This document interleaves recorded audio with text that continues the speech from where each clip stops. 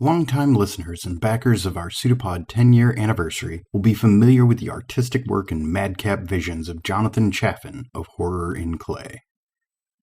He makes fine horror-themed tiki mugs, art, and ephemera. He made a Cthulhu tiki mug before that was a thing, and a cask of Amontillado and an Innsmouth Fogcutter. Now, he has a warning for you. Somewhere in the infinite multiverse, or just the other side of the shadow, the King in Yellow awaits. The Pallid Mask from Horror in Clay is an 8-inch tiki mug inspired by love for the linked short stories of Robert W. Chambers and every subsequent writer caught by that fateful play. The full collection of stories is in the public domain, and the show notes includes a link to download it from Gutenberg.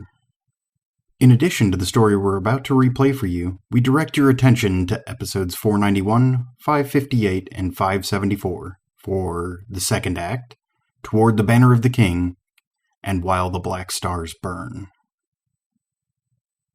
The mug is part of a collection with companion pieces like a custom-written D6 tabletop RPG module and Mai Tai glass from the mystic Shores of Carcosa restaurant. Learn more on Kickstarter by searching for Pallid Mask or follow the links in our show notes. Have you found the yellow sign? Have you found the yellow sign?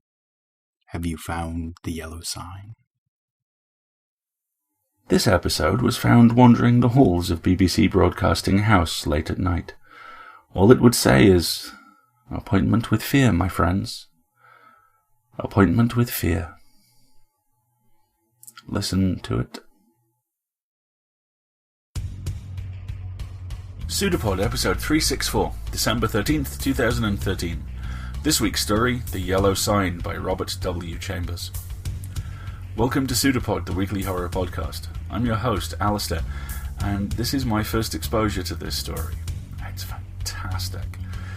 It comes to us from Robert W. Chambers. Chambers was a writer and artist who published The King in Yellow in 1895. A collection of stories, several dealing with the King in Yellow, a fictitious play that drove mad those who read it. It's regarded as one of the most important works of American supernatural fiction. It was a major influence on Lovecraft and his contemporaries, and as a result is arguably the patient zero for much of modern horror. It's also worth noting that in 1896, Chambers published The Maker of Moons, dealing with a US government department dedicated to battling a supernatural threat. Or to put it another way, somewhere in BPRD headquarters, I like to think there is a plaque dedicated to him.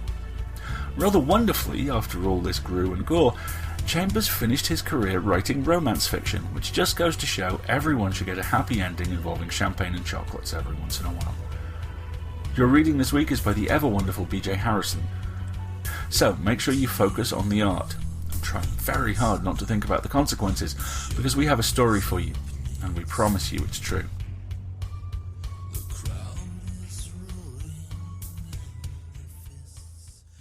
The Yellow Sign by Robert W. Chambers. 1. Let the red dawn surmise what we shall do when this blue starlight dies and all is through. There are so many things which are impossible to explain. Why should certain chords in music make me think of the brown and golden tints of autumn foliage? Why should the mass of Saint-Cecile send my thoughts wandering among caverns whose walls blaze with ragged masses of virgin silver? What was it in the roar and turmoil of Broadway at 6 o'clock that flashed before my eyes the picture of a still Breton forest, where sunlight filtered through spring foliage, and Sylvia bent, half curiously, half tenderly, over a small green lizard, murmuring, "To think that this also is a little ward of God." When I first saw the watchman, his back was toward me.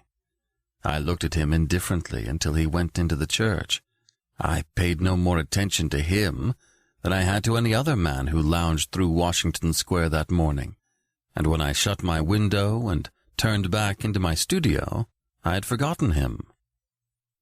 Late in the afternoon, the day being warm, I raised the window again and leaned out to get a sniff of air. A man was standing in the courtyard of the church, and I noticed him again, as with little interest as I had that morning. I looked across the square to where the fountain was playing, and then, with my mind filled with vague impressions of trees, asphalt drives, and the morning groups of nursemaids and holiday-makers, I started to walk back to my easel. As I turned, my listless glance included the man below in the churchyard. His face was toward me now, and with a perfectly involuntary movement I bent to see it. At the same moment he raised his head and looked at me. Instantly I thought of a coffin worm. Whatever it was about the man that repelled me I did not know, but the impression of a plump, white grave worm was so intense and nauseating that I must have shown it in my expression, for he turned his puffy face away with a movement which made me think of a disturbed grub in a chestnut. I went back to my easel and motioned the model to resume her pose. After working a while, I was satisfied that I was spoiling what I had done as rapidly as possible, and I took up a palette knife and scraped the color out again. The flesh tones were sallow and unhealthy, and I did not understand how I could have painted such sickly color into a study which before that had glowed with healthy tones. I looked at Tessie. She had not changed, and the clear flush of health dyed her neck and cheeks as I frowned. "Is it something I've done?" she said. "No, I've made a mess of this arm, and for the life of me I can't see how I came to paint such mud as that into the canvas," I replied. "Don't I pose well?" she insisted. "Of course, perfectly." "Then it's not my fault?" "No, it's my own." "I'm very sorry," she said. I told her she could rest while I applied rag and turpentine to the plague spot on my canvas, and she went off to smoke a cigarette and look over the illustrations in the Courrier Français. I did not know whether it was something in the turpentine or a defect in the canvas, but the more I scrubbed, the more that gangrene seemed to spread. I worked like a beaver to get it out, and yet the disease appeared to creep from limb to limb of the study before me. Alarmed, I strove to arrest it, but now the color on the breast changed, and the whole figure seemed to absorb the infection as a sponge soaks up water. Vigorously I applied palette knife, turpentine, and scraper, thinking all the time what a séance I should hold with Duval, who had sold me the canvas. But soon I noticed that it was not the canvas which was defective, nor yet the colors of Edward. It must be the turpentine, I thought angrily, or else my eyes have become so blurred and confused by the afternoon light that I can't see straight. I called Tessie, the model. She came and leaned over my chair, blowing rings of smoke into the air. "What have you been doing to it?" she exclaimed. "Nothing," I growled. "It must be this turpentine." "What a horrible color it is now," she continued. "Do you think my flesh resembles green cheese?" "No, I don't," I said angrily. "Did you ever know me to paint like that before?" "No, indeed." "Well, then." "It must be the turpentine or something," she admitted. She slipped on a Japanese robe and walked to the window. I scraped and rubbed until I was tired, and finally picked up my brushes and hurled them through the canvas with a forcible expression, the tone alone of which reached Tessie's ears. Nevertheless, she promptly began, "That's it. Swear and act silly and ruin your brushes. You have been 3 weeks on that study, and now look. What's the good of ripping the canvas? What creatures artists are." I felt about as much ashamed as I usually did after such an outbreak, and I turned the ruined canvas to the wall. Tessie helped me clean my brushes, and then danced away to dress. From the screen she regaled me with bits of advice concerning whole or partial loss of temper, until, thinking perhaps I had been tormented sufficiently, she came out to implore me to button her waist where she could not reach it on the shoulder. "Everything went wrong from the time you came back from the window and talked about that horrid-looking man you saw in the churchyard," she announced. "Yes, he probably bewitched the picture," I said, yawning. I looked at my watch. "It's after 6, I know," said Tessie. adjusting her hat before the mirror. "Yes," I replied. "I didn't mean to keep you so long." I leaned out of the window, but recoiled with disgust, for the young man with the pasty face stood below in the churchyard.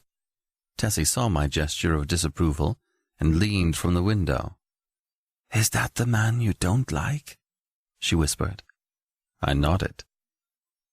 "I can't see his face, but he does look fat and soft, some way or other," she continued, turning to look at me. "He reminds me of a dream.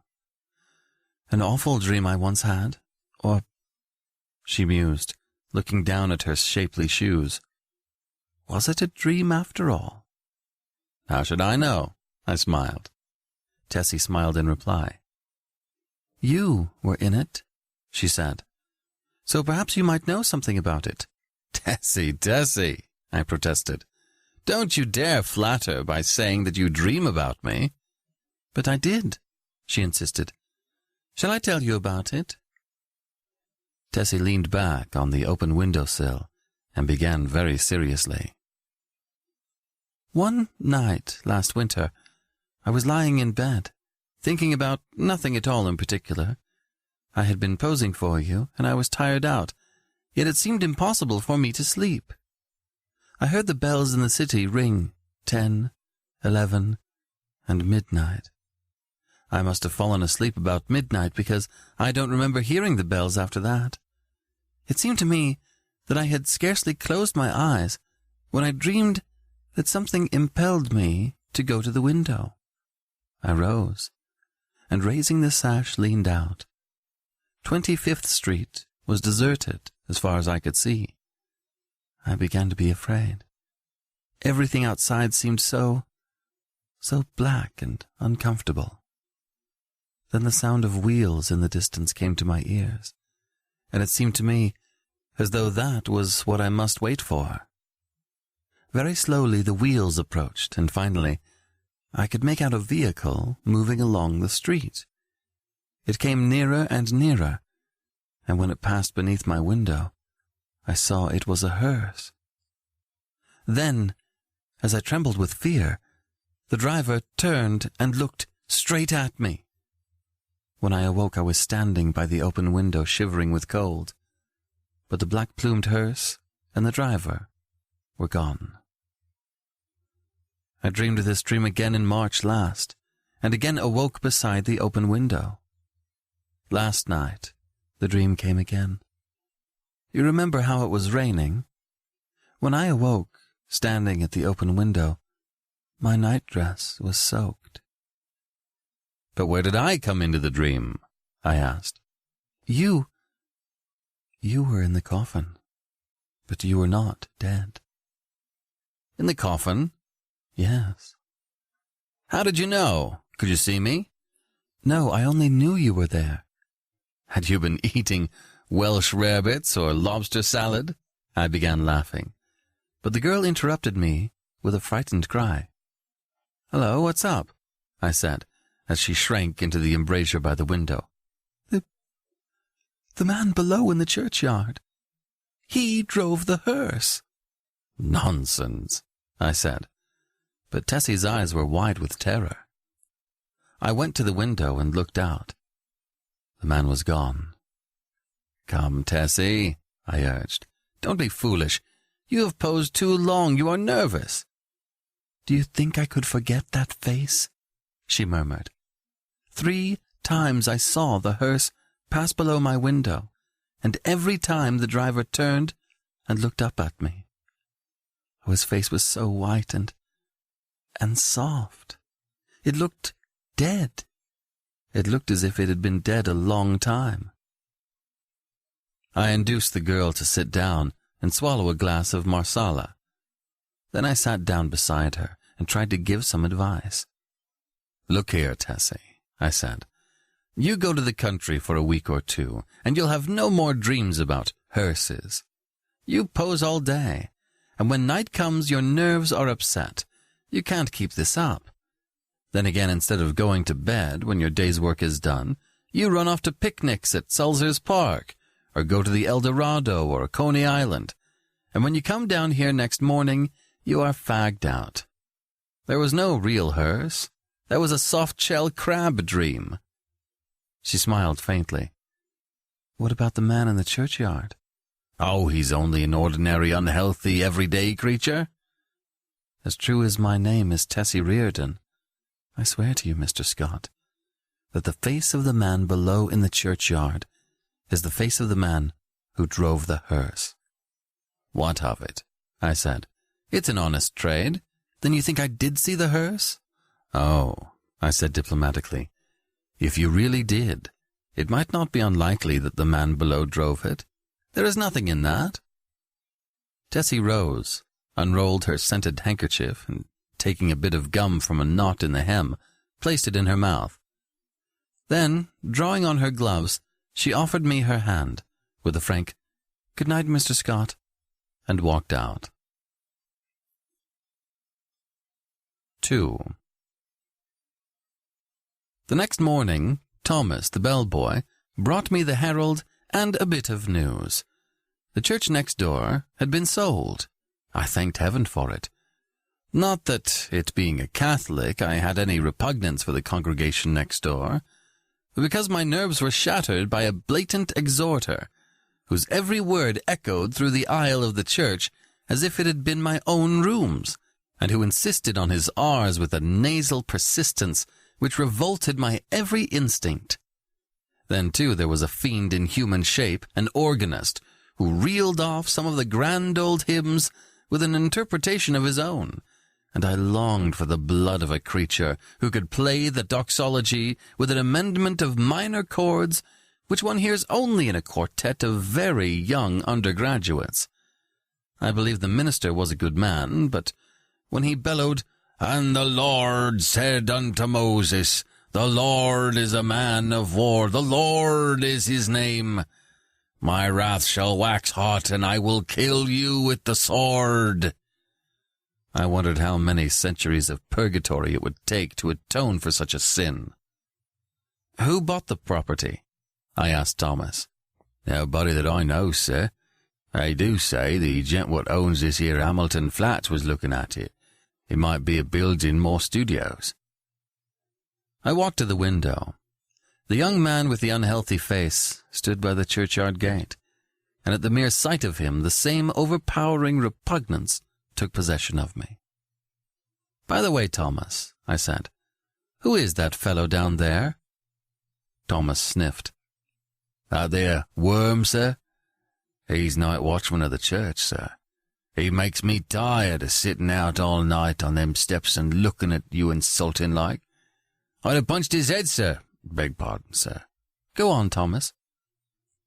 "One night a-coming home with Harry, the other English boy, I sees him a-sitting there on them steps. We had Molly and Jen with us, sir, the two girls on the tray service, and he looked so insulting at us that I up and says, 'What are you looking at, you fat slug?' Beg pardon, sir, but that's how I says, sir. Then he don't say nothing, and I says, 'Come out and I'll punch that puddin'-head.' Then I opens the gate and goes in, but he don't say nothing, only looks insulting like. Then I hits him one, but, oh, his head was that cold and mushy, it'd sicken you to touch him." "What did he do then?" I asked curiously. "Him? Nothing." "And you, Thomas?" The young fellow flushed with embarrassment and smiled uneasily. "Mr. Scott, sir, I ain't no coward, and I can't make it out at all why I run. I was in the 5th Lancers, sir, burglar at Tel and Kabir, and was shot by the Wells." "You don't mean to say you ran away?" "Yes, sir. I run." "Why?"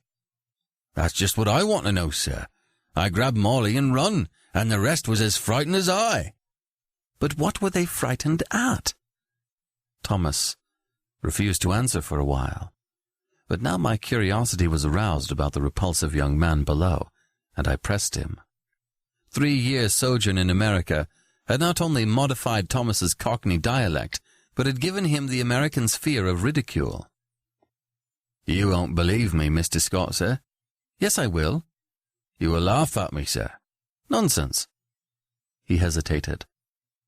"Well, sir, it's God's truth that when I hit him, he grabbed me wrist, sir, and when I twisted his soft, mushy fist, one of his fingers come off in me hand." The utter loathing and horror of Thomas's face must have been reflected in my own, for he added, "It's awful, and now when I see him, I just go away. He makes me ill." When Thomas had gone, I went to the window. The man stood beside the church railing with both hands on the gate, but I hastily retreated to my easel again, sickened and horrified, for I saw that the middle finger of his right hand was missing. At 9 o'clock Tessie appeared, and vanished behind the screen with a merry, "Good morning, Mr. Scott." When she had reappeared and taken her pose upon the model stand, I started a new canvas, much to her delight. She remained silent as long as I was on the drawing, but as soon as the scrape of the charcoal ceased, and I took up my fixative, she began to chatter. "Oh, I had such a lovely time last night. We went to Tony Pastor's." "Who are we?" I demanded. "Oh, Maggie, you know, Mr. White's model, and Pinky McCormick.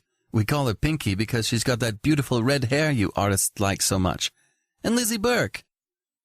I sent a shower of spray from the fixative over the canvas and said, "Well, go on." "We saw Kelly and Baby Barnes, the skirt dancer, and all the rest. I made a mash." "Then you have gone back on me, Tessie." She laughed and shook her head. "He's Lizzie Burke's brother, Ed. He's a perfect gentleman." I felt constrained to give her some parental advice concerning mashing, which she took with a bright smile. "Oh, I can take care of a strange mash," she said, examining her chewing gum. "But Ed is different. Lizzie is my best friend." Then she related how Ed had come back from the stocking mill in Lowell, Massachusetts, to find her and Lizzie grown up, and what an accomplished young man he was, and how he thought nothing of squandering $50 for ice cream and oysters to celebrate his entry as clerk into the woolen department of Macy's. Before she finished, I began to paint, and she resumed the pose, smiling and chattering like a sparrow. By noon I had the study fairly well rubbed in, and Tessie came to look at it. "That's better," she said. I thought so too, and ate my lunch with the satisfied feeling that all was going well. Tessie spread her lunch on a drawing table opposite me, and we drank our claret from the same bottle and lighted our cigarettes from the same match. I was very much attached to Tessie. I had watched her shoot up into a slender but exquisitely formed woman from a frail, awkward child. She had posed for me during the last 3 years, and among all my models, she was my favorite. It would have troubled me very much indeed had she become tough or fly, as the phrase goes. But I never noticed any deterioration of her manner, and felt at heart that she was all right. She and I never discussed morals at all, and I had no intention of doing so, partly because I had none myself, and partly because I knew she would do what she liked in spite of me. Still, I did hope she would steer clear of complications, because I wished her well. And then also I had a selfish desire to retain the best model I had. I knew that mashing, as she termed it, had no significance with girls like Tessie, and that such things in America did not resemble in the least the same things in Paris. Yet having lived with my eyes open, I also knew that somebody would take Tessie away some day, in one manner or another. And though I professed to myself that marriage was nonsense, I sincerely hoped that in this case there would be a priest at the end of the vista. I am a Catholic. When I listen to High Mass, when I sign myself, I feel that everything, including myself, is more cheerful, and when I confess, it does me good. A man who lives as much alone as I do must confess to somebody. Then again, Sylvia was Catholic, and it was reason enough for me. But I was speaking of Tessie, which is very different. Tessie also was Catholic, and much more devout than I. So, taking it all in all, I had little fear for my pretty model until she should fall in love. But then, I knew that fate alone would decide her future for her, and I prayed inwardly that fate would keep her away from men like me, and throw into her path nothing but Ed Burkes and Jimmy McCormick's, bless her sweet face. Tessie sat blowing rings of smoke up to the ceiling and tinkling the ice in her tumbler. "Do you know that I also had a dream last night?" I observed. "Not about that man," she laughed. "Exactly. A dream similar to yours, only much worse. It was foolish and thoughtless of me to say this, but you know how little tact the average painter has. I must have fallen asleep about 10 o'clock, I continued, and after a while I dreamt that I awoke. So plainly did I hear the midnight bells, the wind in the tree branches, and the whistle of steamers from the bay, that even now I can scarcely believe I was not awake. I seemed to be lying in a box which had a glass cover. Dimly I saw the street lamps as I passed, for I must tell you, Tessie, the box in which I reclined appeared to lie in a cushioned wagon, which jolted me over the stony pavement. After a while I became impatient and tried to move, but the box was too narrow. My hands were crossed on my breast, and so I could not raise them to help myself. I listened, and then tried to call. My voice was gone. I could hear the trample of the horses attached to the wagon, and even the breathing of the driver. Then another sound broke upon my ears, like the raising of a window sash.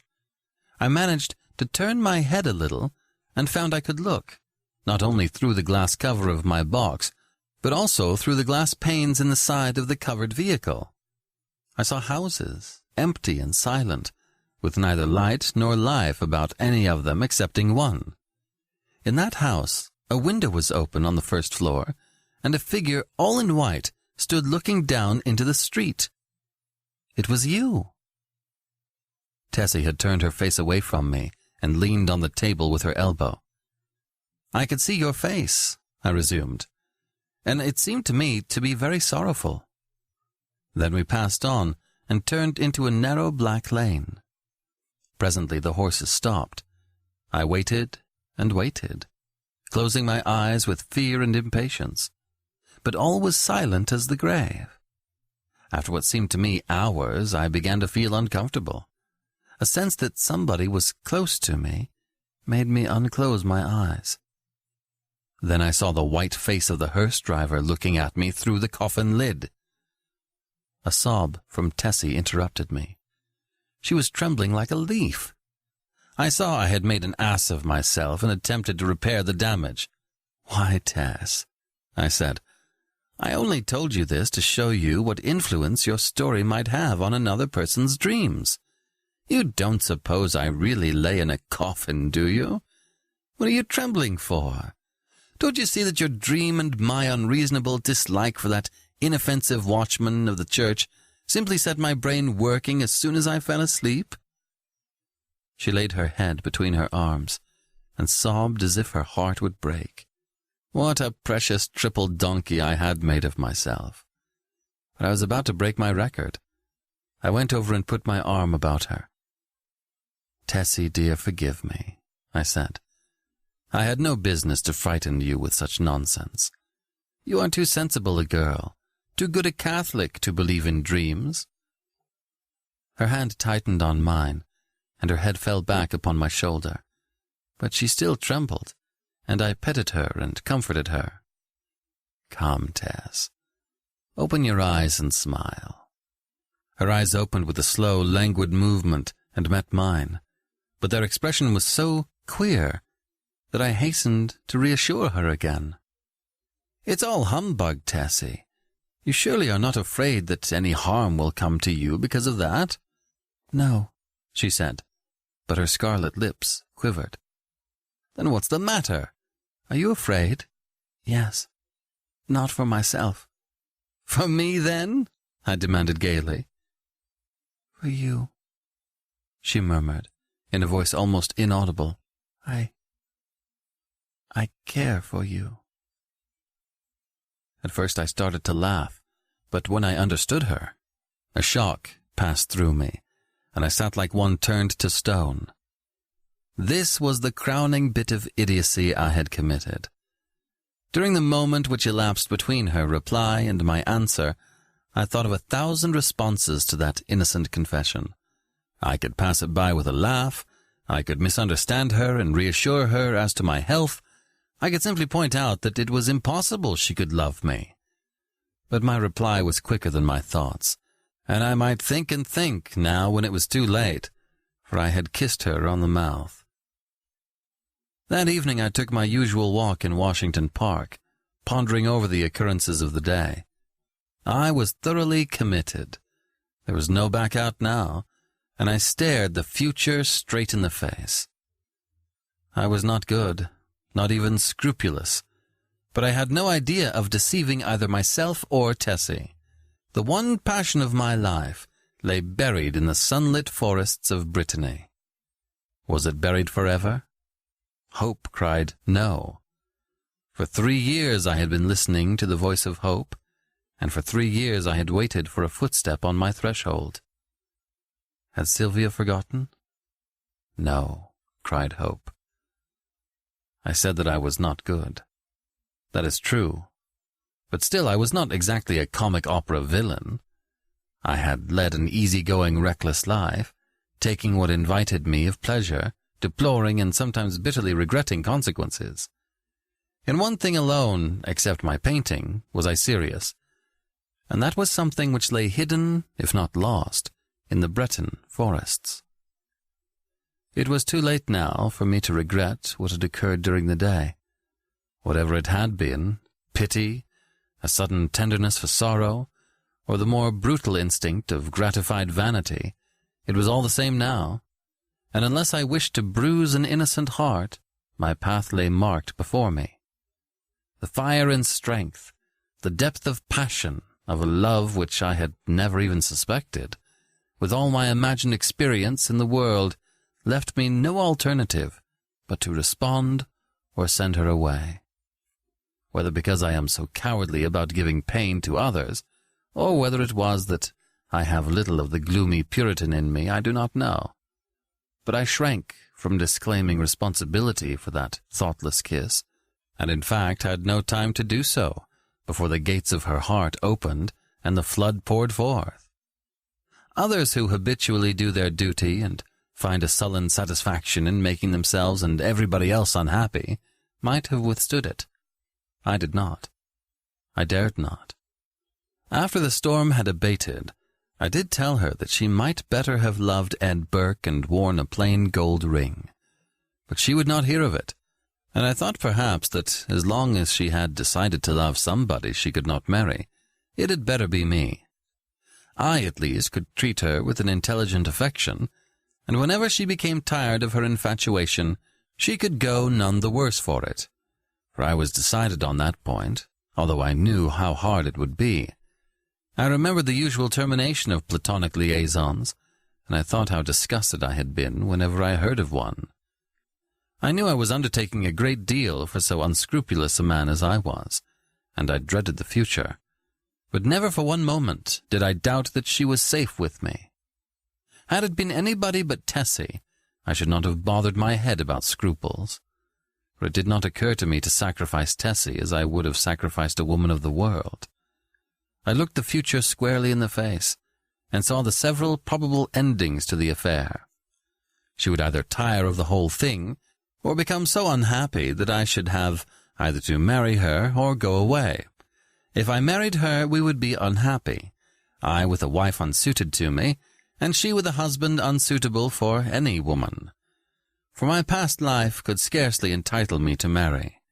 If I went away, she might either fall ill, recover, and marry some Eddie Burke, or she might recklessly or deliberately go and do something foolish. On the other hand, if she tired of me, then her whole life would be before her, with beautiful vistas of Eddie Burkes and marriage rings and twins and Harlem flats and heaven knows what. As I strolled along through the trees by the Washington Arch, I decided that she should find a substantial friend in me anyway, and the future could take care of itself. Then I went into the house and put on my evening dress, for the little faintly perfumed note on my dresser said, Have a cab at the stage door at 11. And the note was signed Edith Carmichael, Metropolitan Theatre. I took supper that night, or rather we took supper, Miss Carmichael and I, at Solari's, and the dawn was just beginning to gild the cross on the memorial church as I entered Washington Square after leaving Edith at the Brunswick. There was not a soul in the park as I passed among the trees and took the walk which leads from the Garibaldi statue to the Hamilton apartment house. But as I passed the churchyard, I saw a figure sitting on the stone steps. In spite of myself, a chill crept over me at the sight of the white puffy face, and I hastened to pass. Then he said something, which might have been addressed to me, or might merely have been a mutter to himself. But a sudden, furious anger flamed up within me that such a creature should address me. For an instant I felt like wheeling about and smashing my stick over his head. But I walked on, and entering the Hamilton, went to my apartment. For some time I tossed about the bed, trying to get the sound of his voice out of my ears, but could not. It filled my head, that muttering sound, like thick, oily smoke from a fat-rendering vat, or an odor of noisome decay. And as I lay and tossed about, the voice in my ears seemed more distinct, and I began to understand the words he had muttered. They came to me slowly, as if I had forgotten them, and at last I could make some sense out of the sounds. It was this. "Have you found the yellow sign? Have you found the yellow sign?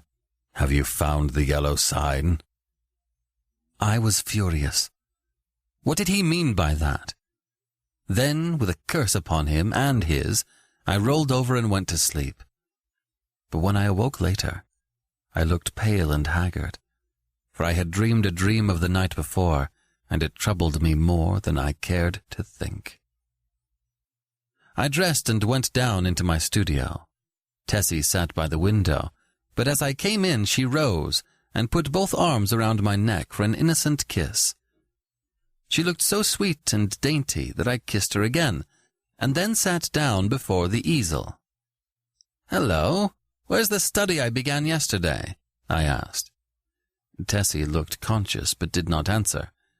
I began to hunt among the piles of canvases, saying, "Hurry up, Tess, and get ready. We must take advantage of the morning light." When at last I gave up the search among the other canvases and turned to look around the room for the missing study, I noticed Tessie standing by the screen with her clothes still on. "What's the matter?" I asked. "Don't you feel well?" "Yes." "Then hurry." "Do you want me to pose as I have always posed?" Then I understood. Here was a new complication. I had lost, of course, the best nude model I had ever seen. I looked at Tessie. Her face was scarlet. Alas, alas. We had eaten of the tree of knowledge, and Eden and native innocence were dreams of the past. I mean for her. I suppose she noticed the disappointment on my face, for she said, "I will pose if you wish. The study is behind the screen here where I put it." "No," I said. "We will begin something new." And I went into my wardrobe and picked out a Moorish costume which fairly blazed with tinsel. It was a genuine costume, and Tessie retired to the screen with it enchanted. When she came forth again, I was astonished. Her long black hair was bound above her forehead with a circlet of turquoises, and the ends curled about her glittering girdle. Her feet were encased in the embroidered pointed slippers, and the skirt of her costume, curiously wrought with arabesques in silver, fell to her ankles. The deep, metallic blue vest embroidered with silver and the short Moresque jacket, spangled and sewn with turquoises, became her wonderfully. She came up to me and held up her face, smiling. I slipped my hand into my pocket, and drawing out a gold chain with a cross attached, dropped it over her head. "It's yours, Tessie." "Mine?" she faltered. "Yours. Now go and pose." Then with a radiant smile she ran behind the screen, and presently reappeared with a little box on which was written my name. "I had intended to give it to you when I went home tonight," she said, "but I can't wait now." I opened the box. On the pink cotton inside lay a clasp of black onyx, on which was inlaid a curious symbol or letter in gold.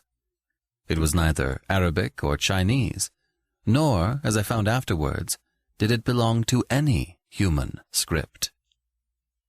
"It's all I had to give you for a keepsake," she said timidly. I was annoyed, but I told her how much I should prize it, and promised to wear it always. She fastened it on my coat beneath the lapel. "How foolish, Tess, to go and buy me such a beautiful thing as this," I said. "I did not buy it," she laughed. "Where did you get it?" Then she told me how she had found it one day while coming from the aquarium in the Battery, how she had advertised it and watched the papers, but at last gave up all hopes of finding the owner. "That was last winter," she said, "the very day I had the first horrid dream about the hearse." I remembered my dream of the previous night, but said nothing, and presently my charcoal was flying over a new canvas, and Tessie stood motionless on the model stand. 3. The day following was a disastrous one for me. While moving a framed canvas from one easel to another, my foot slipped on the polished floor, and I fell heavily on both wrists.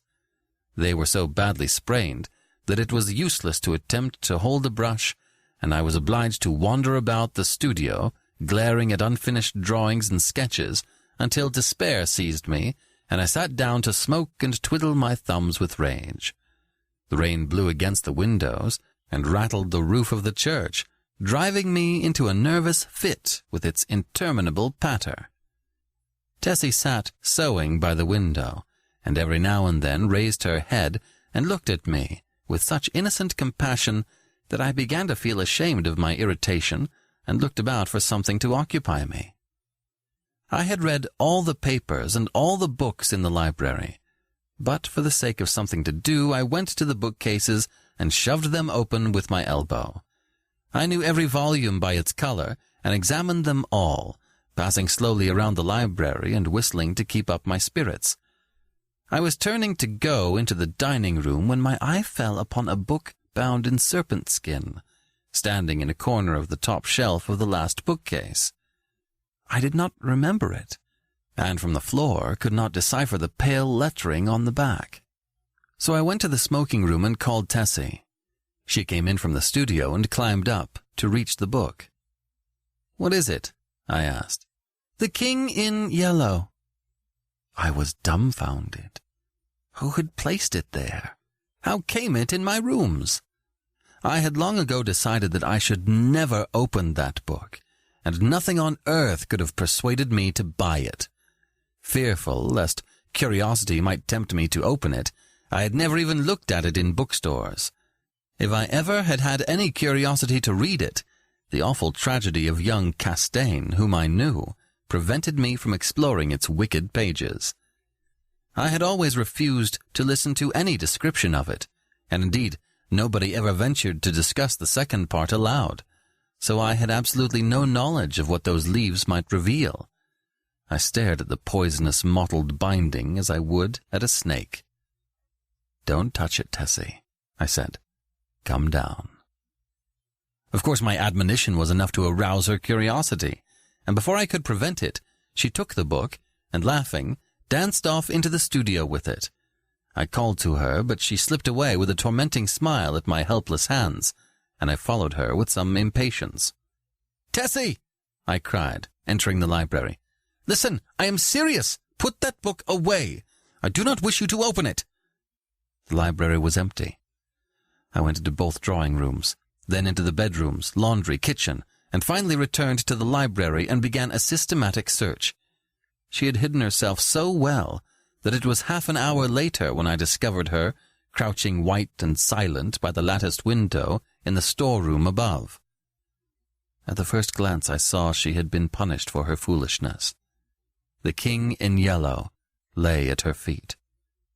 But the book was open at the second part. I looked at Tessie and saw it was too late. She had opened the King in Yellow. Then I took her by the hand and led her into the studio. She seemed dazed, and when I told her to lie down on the sofa, she obeyed me without a word. After a while, she closed her eyes, and her breathing became regular and deep, but I could not determine whether or not she slept.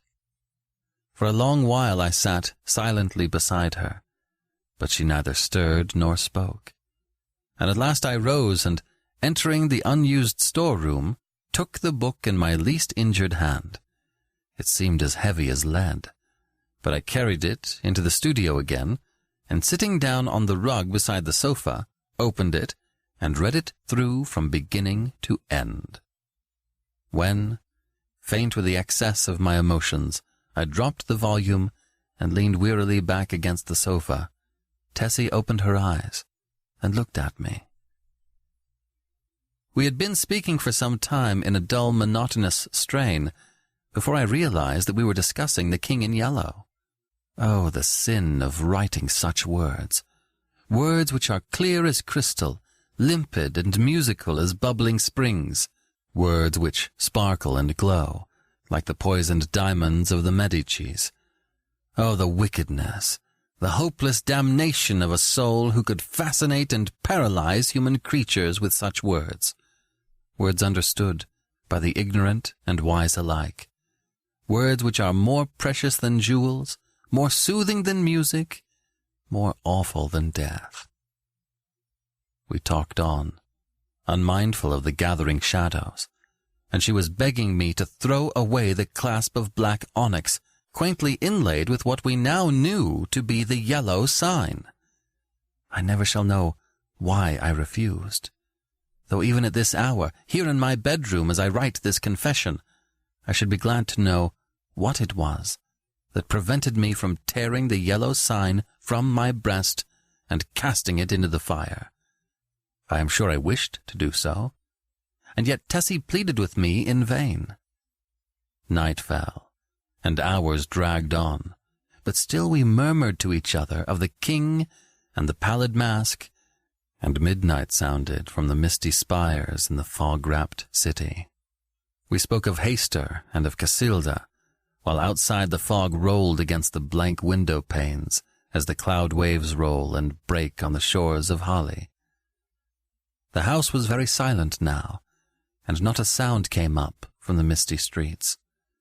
Tessie lay among the cushions, her face a grey blot in the gloom, but her hands were clasped in mine, and I knew that she knew and read my thoughts as I read hers, for we had understood the mystery of the Hyades, and the phantom of truth was laid. Then, as we answered each other, swiftly, silently, thought on thought, the shadows stirred in the gloom about us, and far in the distant streets we heard a sound. Nearer and nearer it came, the dull crunching of wheels, nearer and yet nearer, and now outside before the door it ceased, and I dragged myself to the window and saw a black-plumed hearse. The gate below opened and shut, and I crept, shaking, to my door and bolted it, but I knew no bolts, no locks could keep that creature out who was coming for the yellow sign. And now I heard him moving very softly along the hall. Now he was at the door, and the bolts rotted at his touch. Now he had entered. With eyes starting from my head, I peered into the darkness. But when he came into the room, I did not see him. It was only when I felt him envelop me in his cold, soft grasp that I cried out and struggled with deadly fury, but my hands were useless, and he tore the onyx clasp from my coat and struck me full in the face. Then, as I fell, I heard Tessie's soft cry, and her spirit fled. And even while falling, I longed to follow her, for I knew that the King in Yellow had opened his tattered mantle, and there was only God to cry to now. I could tell more, but I cannot see what help it will be to the world. As for me, I am past human help or hope. As I lie here, writing, careless even whether or not I die before I finish, I can see the doctor gathering up his powders and vials, with a vague gesture to the good priest beside me, which I understand. They will be very curious to know the tragedy. They of the outside world who write books and print millions of newspapers. But I shall write no more, and the Father Confessor will seal my last words with the seal of sanctity when his holy office is done. They of the outside world may send their creatures into wrecked homes and death-smitten firesides, and their newspapers will batten on blood and tears, but with me, their spies must halt before the confessional. They know that Tessie is dead, and that I am dying. They know how the people in the house, aroused by an infernal scream, rushed into my room and found one living and two dead. But they do not know what I shall tell them now. They do not know that the doctor, as he pointed to a horrible decomposed heap on the floor, the livid corpse of the watchman of the church. I have no theory, no explanation. That man must have been dead for months. I think I am dying. I wish the priest would.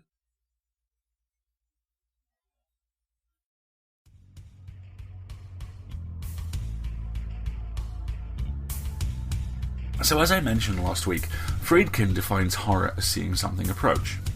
Or, as we heard last week, from time to time, hearing it. That's a good definition too, especially with the implied cutaway just before the horror truly begins. Like I said, the best pictures are on the radio, and they're also in your head. But here, again, that approach is subverted. Here, the whole point is you don't see it approach. Here, horror is not even blindness. It's a subtle rewiring of your brain, of your perceptions, something that sits in your blind spot and grows.